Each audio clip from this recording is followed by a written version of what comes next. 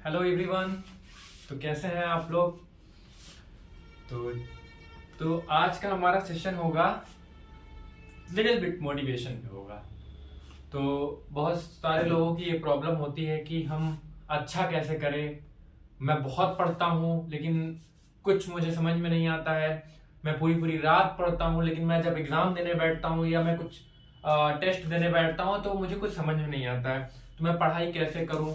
मैं और बहुत सारे लोगों की प्रॉब्लम ये होती है कि मैं पढ़ता तो बहुत हूँ, पूरी रात पढ़ता हूँ, लेकिन जब एग्जाम के टाइम बैठता हूँ तो मैं भूल जाता हूँ वो चीज। सोल्यूशन हम बताते हैं उसका कि आप लोगों को तैयारी कैसे करनी है, आप लोग को पढ़ना कैसे है, सब चीज मैं बताऊंगा आप लोग को। आप लोग उसमें लास्ट तक बने रहिएगा।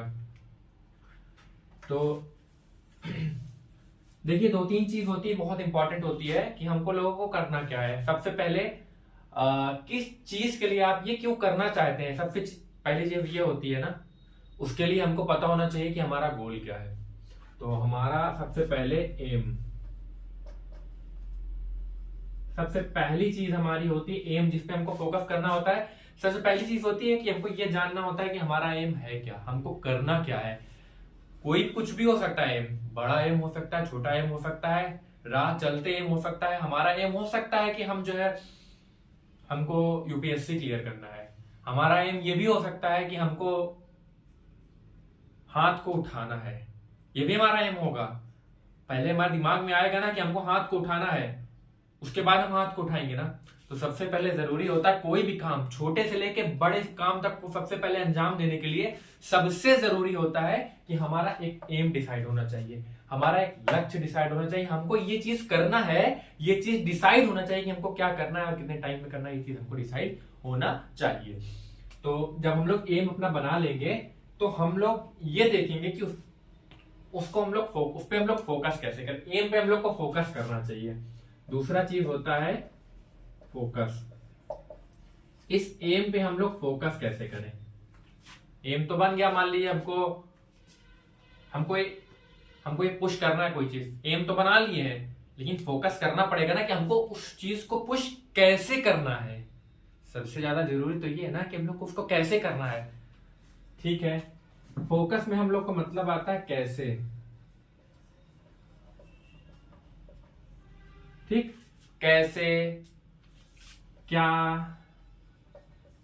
क्यों, ये सब चीज जो है, अगर आप फोकस कैसे करेंगे, आप फोकस करेंगे जब आप अपने आप से सवाल पूछेंगे कि हाँ ये मैं कैसे करूंगा, मैं इसके लिए मुझे क्या क्या करना होगा, ये मैं क्यों कर रहा हूं। तो ऑटोमेटिकली आपका फोकस हो जाएगा किस पे, आपके एम पे।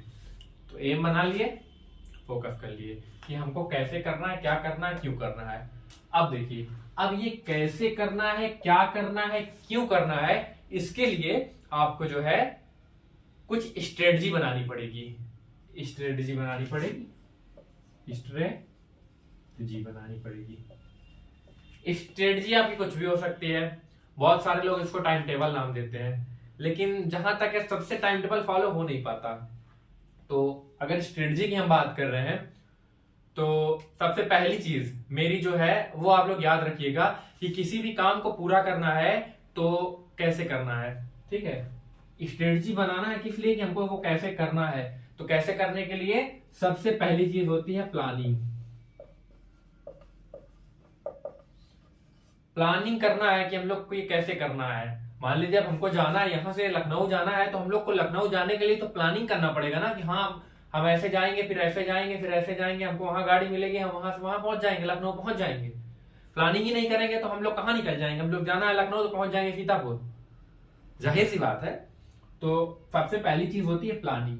प्लानिंग सबसे इंपॉर्टेंट होती है। ठीक है, प्लानिंग करने के बाद, प्लानिंग में बेसिकली यही होता है कि ये चीज हम लोग कैसे करेंगे, करना कैसे है। ठीक है, दूसरी चीज प्रिपरेशन। प्लानिंग के बाद आता है प्रिपरेशन।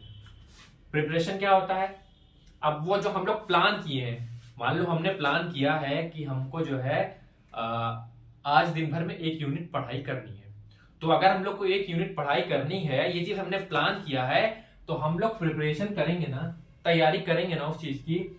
हम लोग उस चीज को जो है पढ़ेंगे तब तक पढ़ेंगे तब तक वो कंप्लीट नहीं हो जाए, करेंगे। इसी तरह एग्जाम का होता है कि एग्जाम में हम लोग को एग्जाम देना है तो हम लोग प्लानिंग करते हैं ना कि हम लोग एग्जाम देना है तो हम लोग इस दिन ये यूनिट पढ़ेंगे, ये ऐसे पढ़ेंगे, ये करेंगे, इतने टाइम पे हम शॉर्ट आंसर वाले पढ़ेंगे, सब कुछ प्लानिंग करते हैं। फिर उसके बाद हम लोग पढ़ाई करते हैं जिसको हम लोग बोलते हैं प्रिपरेशन भी अच्छे से करना है, हम लोग को पढ़ना है, उस चीज को एकदम मत लेना है कि हम लोग उसको पढ़ डालेंगे एकदम, कोई कहीं से भी पूछ ले उसको हम पढ़ लेंगे अच्छे से, को हम बता सकें, जो है कोई भी पूछ ले एग्जाम में कहीं से भी, सिलेबस में कहीं से भी क्वेश्चन आ जाए, हम ऐसा ना हो कि वो मेरा क्वेश्चन छूट जाए, इतनी प्रैक्टिस हो जानी चाहिए, उसको हम लोग बोलते हैं प्रिपरेशन।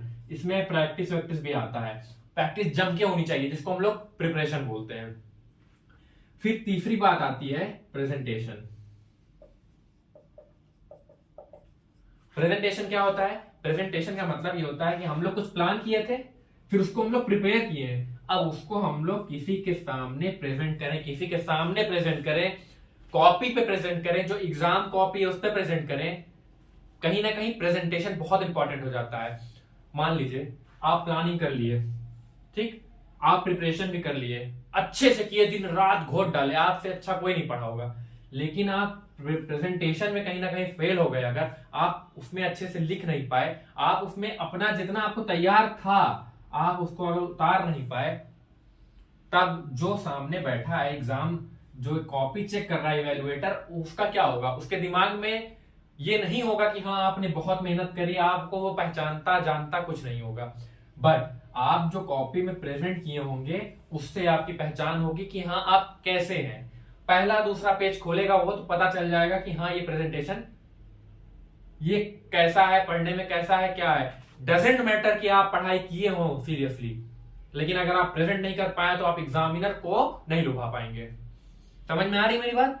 ठीक है, तो प्रेजेंटेशन कहीं ना कहीं बहुत इंपॉर्टेंट होता है। जब हम प्लानिंग करते हैं, उसको प्रिपेयर करते हैं और उसको अच्छे से प्रेजेंट कर देते हैं, तब हम लोग का जो है वो काम पूरा होता है काम पूरा।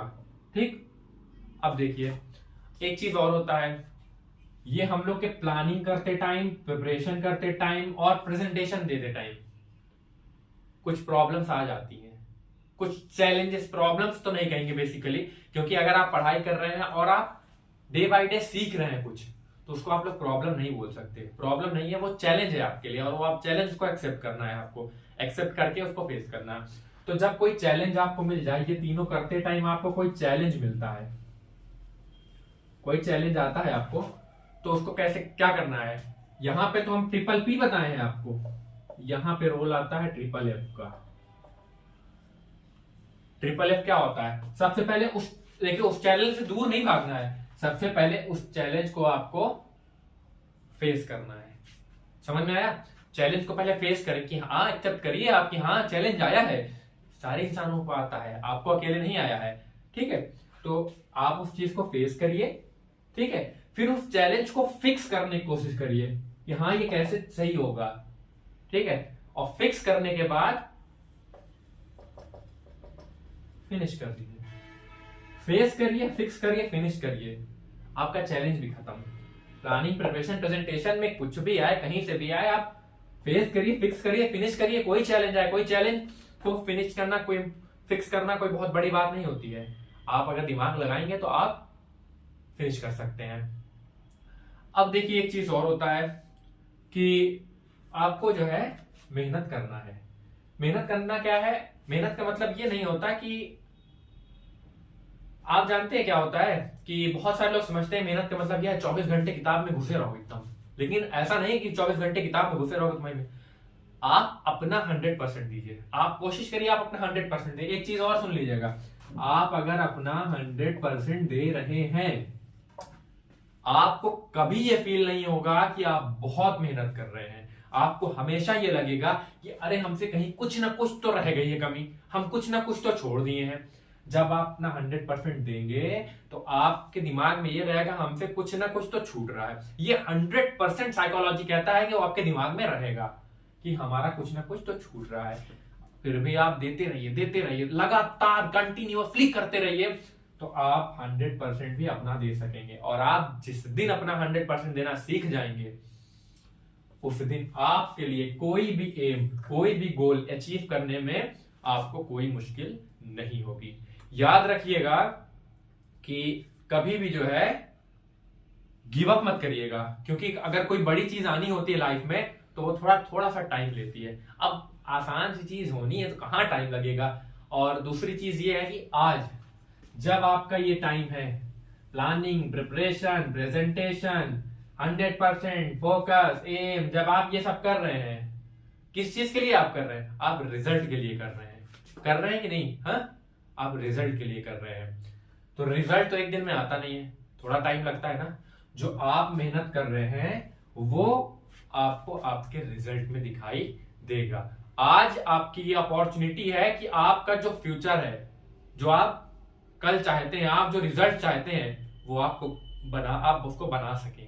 आज आपके पास टाइम है, आज आप बना सकते हैं उस चीज को। आज आप मेहनत करेंगे तो आप आज बनेगा। और एक चीज और है, अपनी ड्यूटी को परफॉर्म करते रहिए। ये आप अपनी ड्यूटी बना लीजिए, ये आपको करना ही करना है। और रिजल्ट के बारे में मत सोचिए, आप परफॉर्म करिए ड्यूटी, और जो प्रोसेस है उस पर ट्रस्ट करिए कि हाँ हो जाएगा, हम कर रहे हैं मेहनत तो कर ले जाएंगे।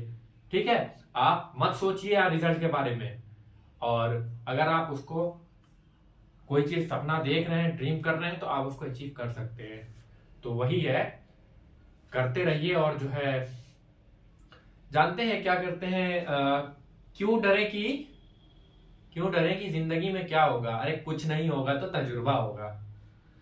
तो इसी के साथ साथ आप लोग मोटिवेट रहिए, पढ़ते रहिए और अपने ऊपर भरोसा करिए।